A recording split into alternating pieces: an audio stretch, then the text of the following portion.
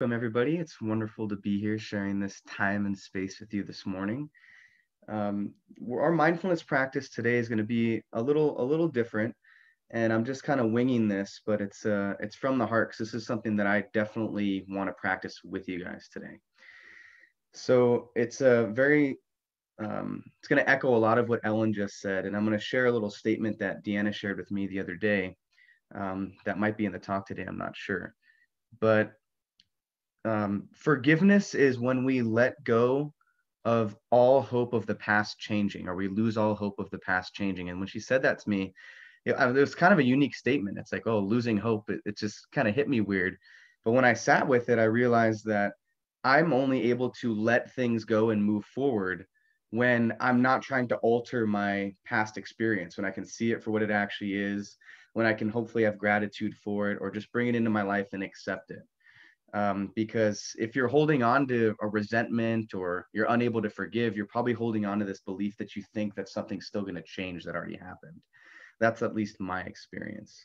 So we're going to do a little mindfulness practice today together so we can tap into and connect with what things we might be holding on to from this wild roller coaster of a last year that we've all had, and see if we can together lose all hope of any of those things changing, see the light in them, hopefully gain some insight or gratitude from those things, so we can move more consciously forward into this next shared experience that we have together.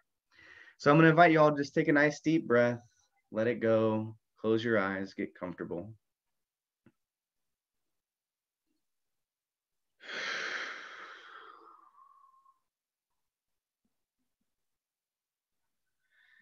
So for this little exercise today, we're going to use the wonderful technology of our body to help give us some information. So as you sit and relax, sink into yourself a little bit, just take a moment and connect with some of the major experiences that stood out to you this year. If I was going to ask you, what might you be holding on to from this past year that could use a little bit of forgiveness or a little bit of loss of hope of change? What are the first couple things that pop into your mind? Are there some really outstanding emotions, experiences, revelations, challenges that show up in your mind when you think about this past year? And if so, when those things pop up, I just want you to experience any physical sensation that shows up in your body when you think about those things. Maybe pick one or two big experiences that you've had. Maybe you feel some butterflies in your stomach. Maybe you feel some anxiety, some heaviness, some tension in your body. Just take a moment and use the instrument of your body to experience anything that you've been holding on to.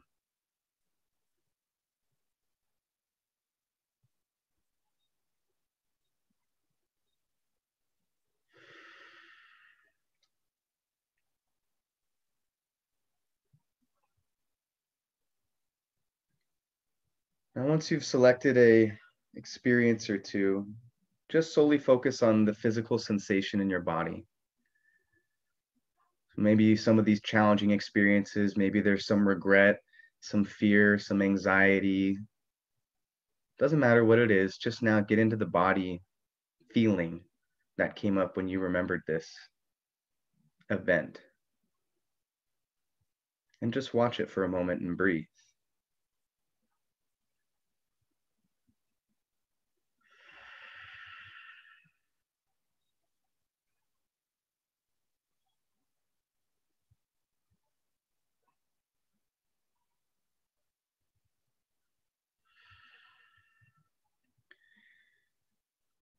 Now, as we sit with this experience, I'm just going to remind you guys of one of those first statements that I shared with you, that Deanna had shared with me, that we have to lose all hope of the past changing in order to forgive. So as you sit with this sensation in your body, with the awareness that we have to let go of our attachment to trying to change the things that have already happened in order to move forward. Notice if that sensation in your body changes at all as you sit with that awareness.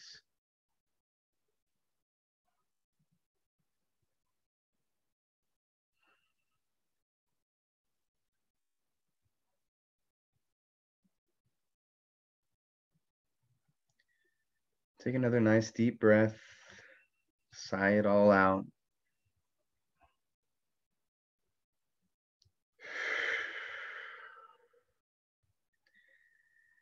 And go ahead and gently open your eyes. And I'm just going to ask you guys a quick question before we finish. So just by a show of hands from the people on here, that physical sensation that showed up when you were thinking about that thing, for how many of you guys, did it change at all? Did it get more intense, less intense? Did it change its location on your body? Or was it just a completely stagnant feeling? So who felt a change, whether it was good or bad or whatever? Did it evolve at all? So I'm just curious about that, because it's kind of funny. We can't change the event. We have to let go of all hope of the event changing. But the feeling that you had was changing every second that you were just watching it. So for me, that's the process of forgiveness happening. And that's what gives me hope, because the event didn't change, but me just bringing awareness to it, the feeling was changing. And whether you want to put it in a category of being good, bad, left, right, up, down, to me, it doesn't matter, because there's the potential there that it's changing. So I was just curious about that. Thanks for doing that little exercise with us, guys. I love you all. And now open your ears for D Money Deanna. Thank you so much for that, Taylor. I think it's good for us to have these tools to go forward, right? To keep going forward. And so I appreciate that. And I appreciate that I actually got to use this time. Like, I sunk into it. So thank you so much. All right. This is one of my original songs. It's about, I wrote it for 2020. Like, I wrote it for 2020 and all of us here. It's a song about us. Lately it seems that the sky is always falling. Just another day, they say we can't go on this way. But skies are meant to change, sometimes it rains. Oh yes, it rains. Change is always dangerous, we think, in bigger ways. But when your heart's well lit, you are a Jedi in this game. If you don't know the way, it's okay, it's okay. I've got this song and we can sing it together. 'Cause this is a song about us.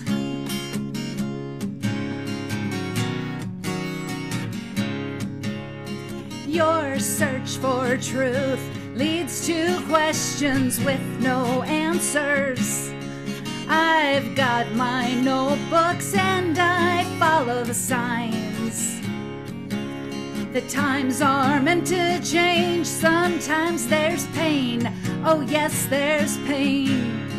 Change can be rebellious when we think we know the way. But when your heart's well lit, you are a Jedi in this game. If you don't know the way, it's okay, it's okay. I've got this song and we can sing it together. 'Cause this is a song about us.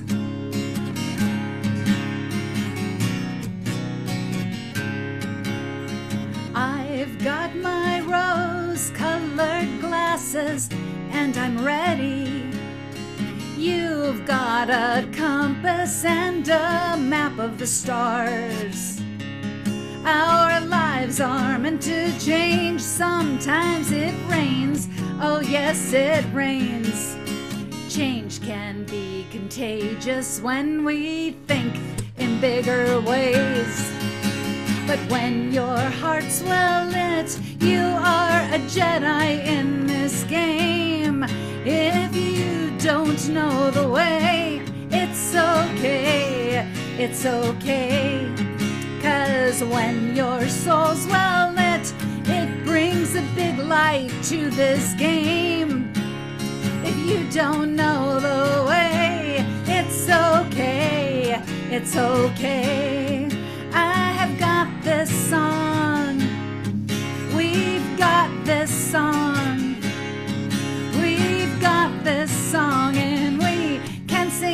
together,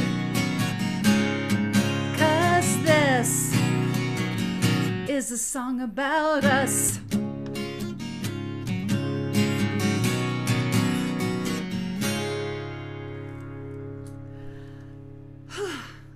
Thank you. Thank you, thank you, thank you.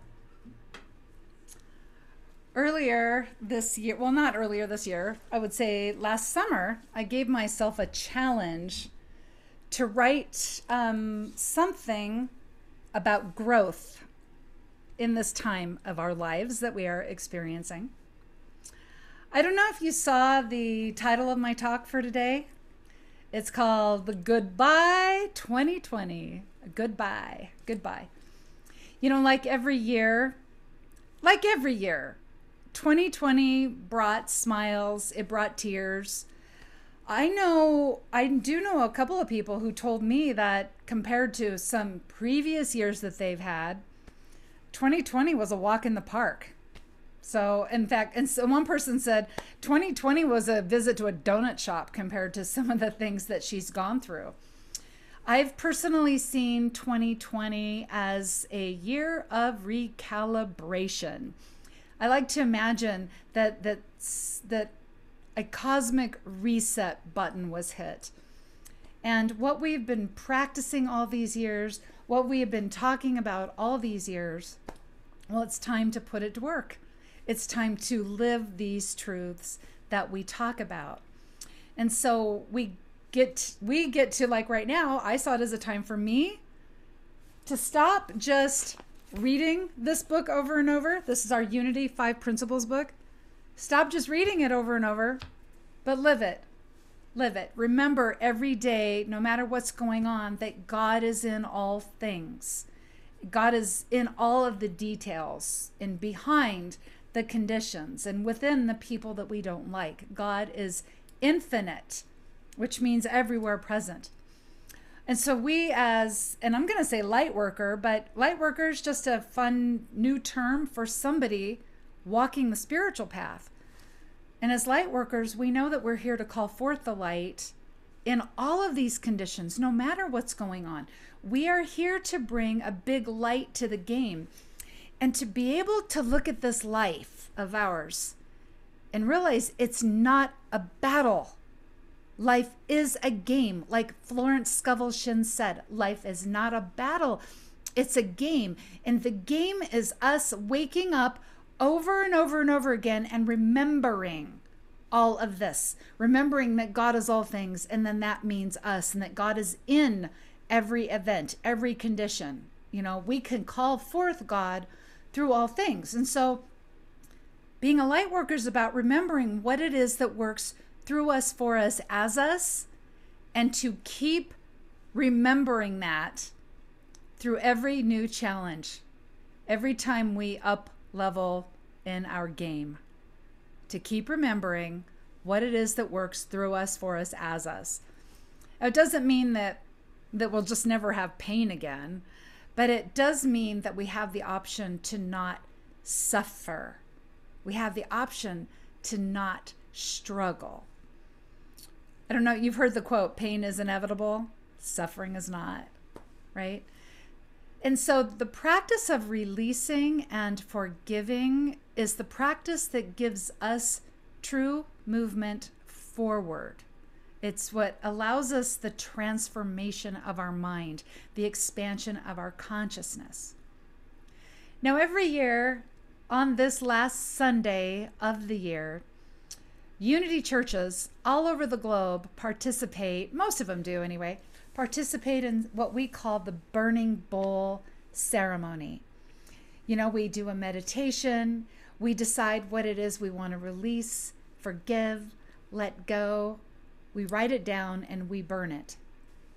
Well, we're not able to, of course, do that together this year, but if you think about Taylor's meditation, and you can go back into that, you can actually re-watch this here on Facebook. And so we go into that meditation and think about, okay, what do I want to release? And you can receive this as a divine download all through this next week, right? If you didn't get it today, you'll get it. The download will come. If you ask, you will receive. You will receive. I promise you will. So we do this, we figure out what it is we can release, what it is we can let go, what it is we can forgive.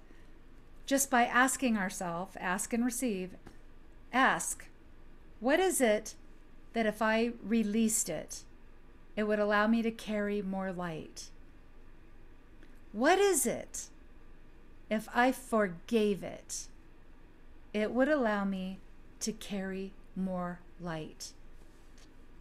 Now, that beautiful quote that Taylor shared, I heard it from a comedian, an actress. And you know, comedians, sometimes they have a way of sharing a truth with us in a way that we actually hear it. And we will say like, oh yeah, I do that, right? A really good comedian. And this particular comedian actress, Lily Tomlin, like she's one of those that she shares the light. She said, forgiveness means giving up all hope for a better past. That's really forgiveness, right? Stop focusing back there to try to change that. Right? We're trying to change that when we can't forgive it. Isn't that funny to think about that? Something back there that doesn't really exist anymore except in our imagination. We're trying to forgive a thing that already happened. So we forgive and release. That allows us to create from this moment right here, from right here. We're not creating from back there anymore, which just brings us more of that kind of experience. We forgive and we release, and we're creating from right here where we are with what we've got. And we're able to release our idea of how we think things should be. And since they can't be the way we think they should be, we just have to be miserable and we can't be happy until they become what we think they should be. Okay, when we release or when we're able to forgive whoever or whatever for not giving us the life we felt we should have, when we can forgive that, that's when we experience transformation. That's when we move into new ways of doing things, because we're no longer doing it that way. No longer doing it that way. Back there. Okay, we're doing it here. You know, old ways don't open new doors. If we keep doing what we're doing now, we'll keep getting what we're getting. If we struggled all through 2020 and we don't change what we're doing, we're going to struggle all through 2021. So we want to do something new to open the new doors.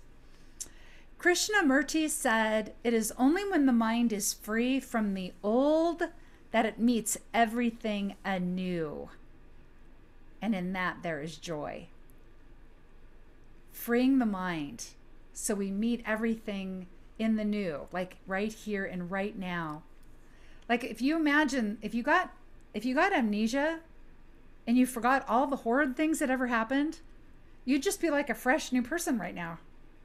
But we can be a fresh new person right now, even without the amnesia. Okay. The Apostle Paul, he talks about this process and how it is a powerful transformative process in the book of Romans chapter 12. He says, do not imitate the ways of the world. Be transformed by the renewing of your mind. I know we've heard this all like a bunch of times, right? But I was thinking about, you know, when we imitate the ways of the world, that's when we get caught up in the drama. We get caught up in the drama, and then we start looking out there for things that need to change so we can be happy, right? We're in the ways of the world then. To experience the transformation, because he says, be transformed by the renewing of your mind. We renew our minds by forgiving and releasing. That's what allows us to surrender to divine will, so that we are embodying our Christ consciousness. And we can only embody our Christ consciousness from right here. We can't embody the Christ consciousness from back there. Okay, we can't embody the Christ consciousness if we're in last March or last May or last November or in 2014. We cannot embody the Christ consciousness from back there. We have to be right here. And we do literally experience transformation when we forgive and release. Now, if you think about a time in your life when you truly, truly, truly forgave, when you truly, truly, truly released something, you felt something. You felt something changed. I had somebody tell me that she felt like there had been a vice around her heart. And when she finally was able to forgive, it was like the vice just disappeared. I had somebody tell me that when she truly, truly forgave something, that all of a sudden her internal things wanted to evacuate everything really quickly through her body, and she couldn't keep anything down for a few days. Somebody else forgave and she threw up. Now, when I can really forgive and release, I'll usually cry. Like, I may sob hysterically, or I may just get really teary, but I feel a difference. People have said they felt lighter, right? That they've felt just some sort of weightlessness, okay, when they've truly forgiven. So for us to experience renewal and joy in 2021, we have to free our minds from all the old stuff back there that keeps us doing stuff in the same old way, right? Do we want renewal and joy? I know I do. I want renewal and joy. So we're going through the process of releasing the stuff that keeps us from having renewal and joy. We forgive what keeps us from all that. When we forgive, when we can release, then that opens up something for us that we get to do that now. And that thing that it opens up for us is that we get to share our gifts.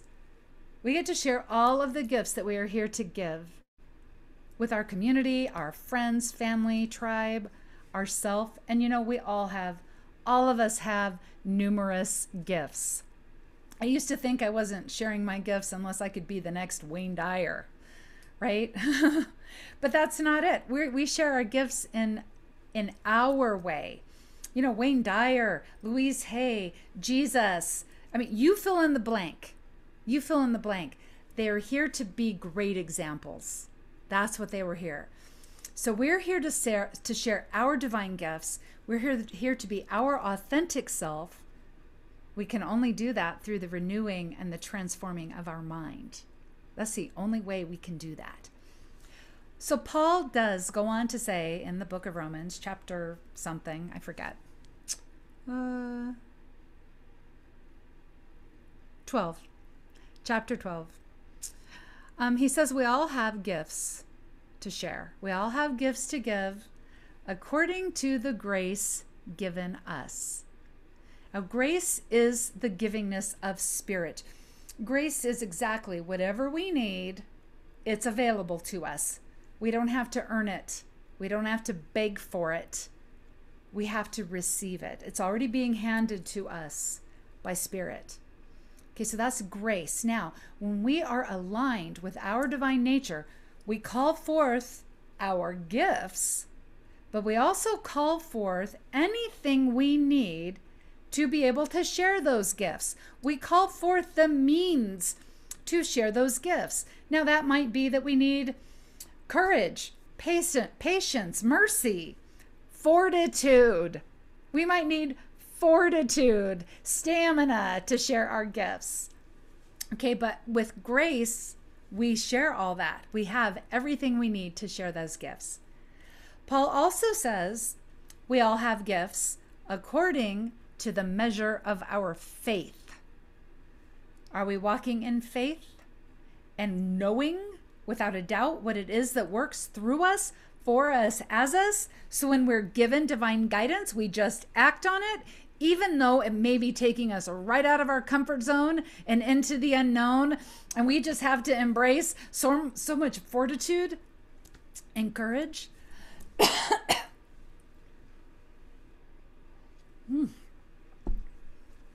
Right?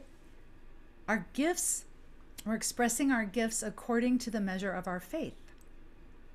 Are we receiving divine direction and instead saying, that's awful big, I don't know if I can do that? Nah, that would be a lot of work. Can I do something easier? We're not walking in faith. We are walking by sight. Okay, so then he goes on to say, whatever your gift, do it with love, mercy, and cheerfulness.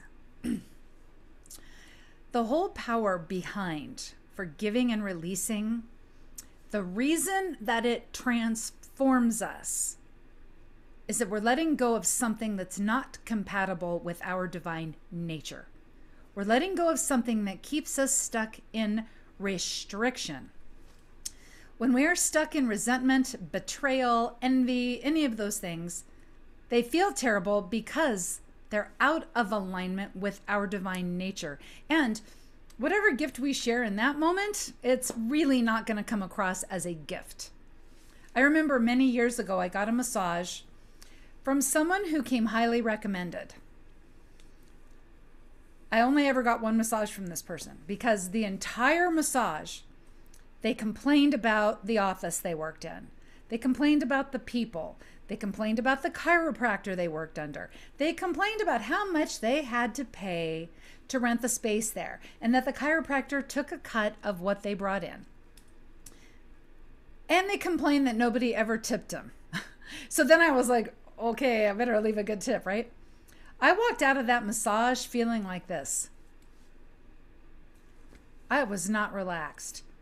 They may have given a good massage, but they were not sharing the gift of their talents of healing. So if we're stuck in anything that still needs to be released, what we're sharing with this world is not our gifts. Okay, it's not our gifts. It's our limitations. Paul also says, be passionate about your work. How he actually says this in the Bible is, don't be slothful about your work. But I do not like the bad rap that sloths have been given in the Bible or anywhere.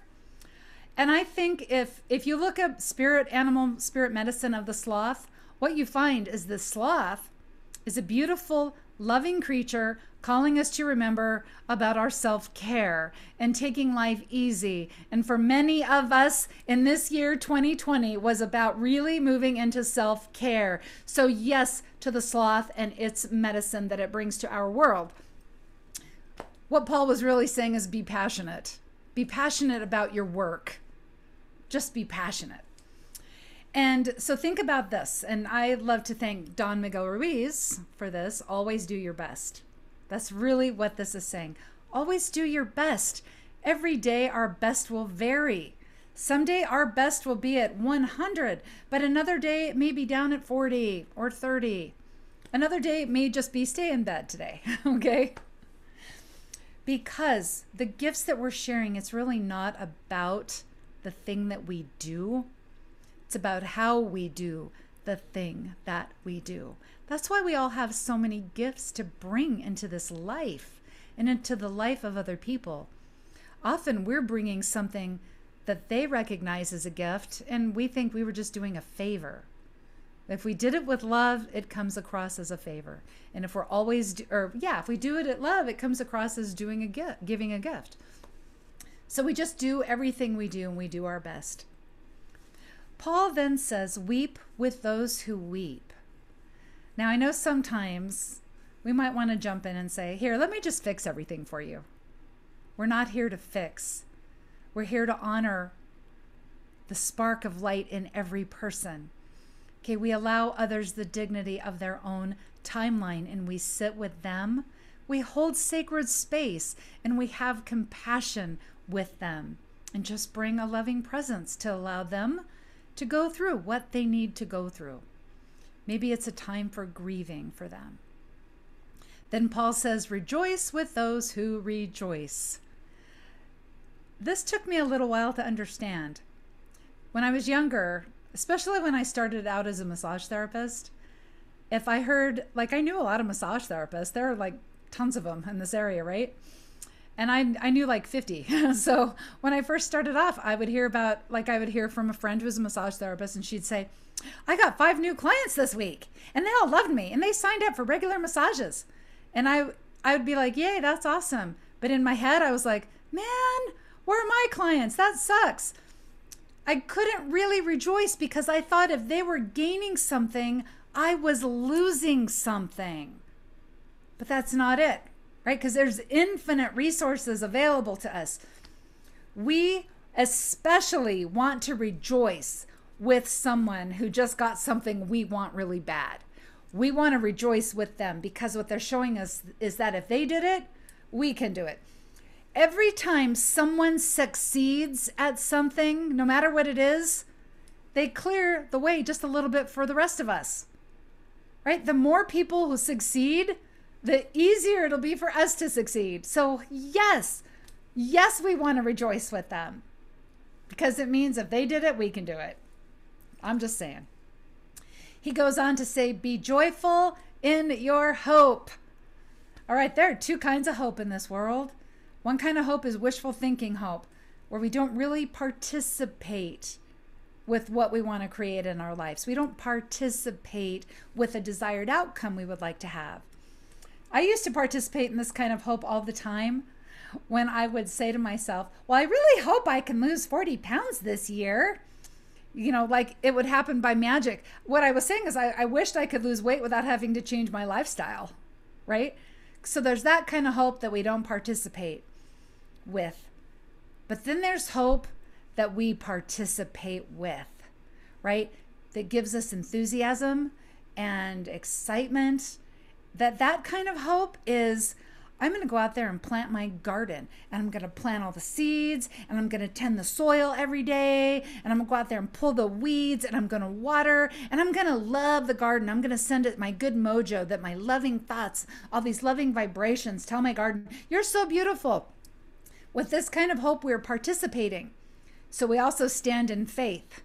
Now in faith, we look at our beautiful garden and we think, well, it's really not so beautiful yet because it's all just still dirt. But in faith, we know there is all kinds of stuff happening below the surface.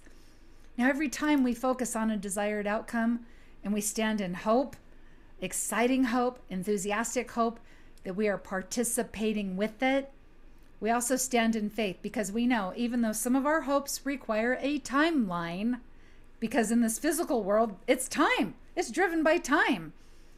So if you want to grow your hair out, that takes time, right? If you want to plant an acorn and get an oak tree, that takes time. That requires a physical timeline. Faith is knowing it's already so in the realm of the unseen, right? It's already so in our divine garden of substance. Okay, then Paul says, I love this one, be patient in your affliction. Be patient in tribulation. Sometimes the conditions in our life, they have a timeline, right? The pandemic has a timeline. The president has a timeline. If we break a hand or a foot, the healing of that bone has a timeline. A broken heart has a timeline. Things have timelines, so we're patient in that. We're patient. We choose to stand in faith. If we need to grieve something, we grieve something. And it helps us recognize if maybe we need to forgive something, or maybe we need to release something. But we honor where we are. And we honor the timeline that it just might take. And we do other things, right? We focus on other things. And Paul says, be faithful in prayer. So that's the next thing. We can be faithful in our prayer.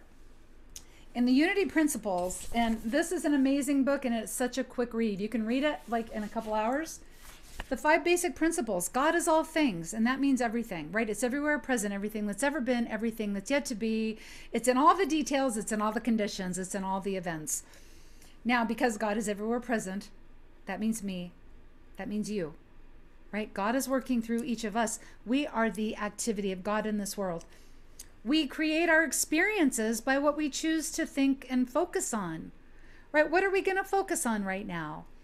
And then it's through affirmative prayer and meditation, we connect with God. We align with the divine within us by practicing affirmations, by going into prayer. Sometimes we need the reminder. I'm not all like, okay, we pray all the time basically because we're always sending out feelings into divine mind. We're always sending out feelings into the universe. Now, sometimes we are so good with our mental diet and our affirmations. We're thinking, I am an expression of source in this world. I'm loving and I have patience. I have mercy. I am channeling out love and compassion to everybody. I think I'll send a bunch of blessings out to all the people I know right now. We get in that kind of frame of mind, right? But then I'll get up before I get my coffee and I'll find that I'm salty. Like, why isn't there any water in the coffee machine? Oh man, the dog's out of water. And I got to put water in the dog's dish, right? I will find myself getting salty. So I go back here. I remind myself, okay, faithful in our prayer. That just means, I'm going to remember to go back here and align. When I'm feeling salty, I'm going to go back here. When I'm feeling sorry for myself, I'll go back here. Okay, when I'm feeling limited, restricted in any way, I'm going to go back here. Okay, then he says, I love this. Live peaceably with others. Okay, live peaceably with others as best you can. As best as you can.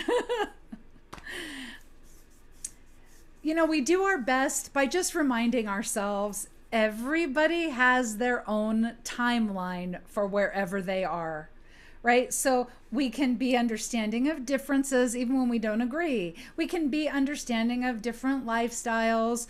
We can be understanding of the different levels of consciousness. We can't change other people, right? I mean, I tried that for a long time and it just doesn't work. So we cannot change other people.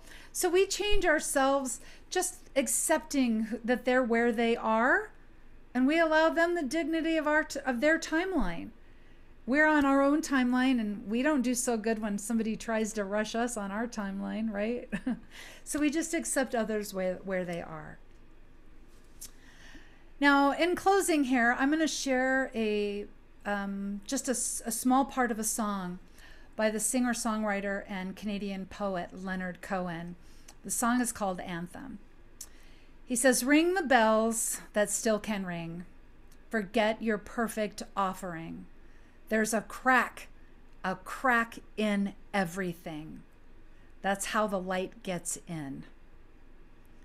2020 has been an unusual year, but like every single year before it, every year we've ever experienced, we've gained things and we've lost things. But when we can stand right where we are, right here, right now, and decide that even though with all that's gone, with all that's changed in our lives, we'll ring the bell that still can ring, which means we'll give our best, whatever that best is in any given moment. We will ring the bell that still can ring. What is it that we can give right now? And forget the perfect offering. We cannot wait for things to be perfect before we start sharing our gifts. We show the universe we're serious about sharing our gifts when we're willing to do it now with what we've got right here and right now. What can you do with what you have right here and right now? There's a crack in everything. There's always going to be another condition for us to face. There's always going to be some new challenge that we'd have to change or rise above. Something will come up in our lives, and we will have a perfectly reasonable excuse to not step into our divine nature. Okay, but that's how the light gets in. So we decide we're going to step into our divine nature anyway. This is how we practice pivoting from fear to faith, and from fear to faith, and then again from fear to faith. We get up out of bed, we make our coffee, we do it again. We pivot from fear to faith, because that pivot from fear to faith, that is how we create heaven on earth. So until next time, remember, you are the activity of God in a body. You are the activity of the universe in this world. You are divinely designed to do all of this. Divinely designed to do all of this. And everything you do, you are blessed. And so it is.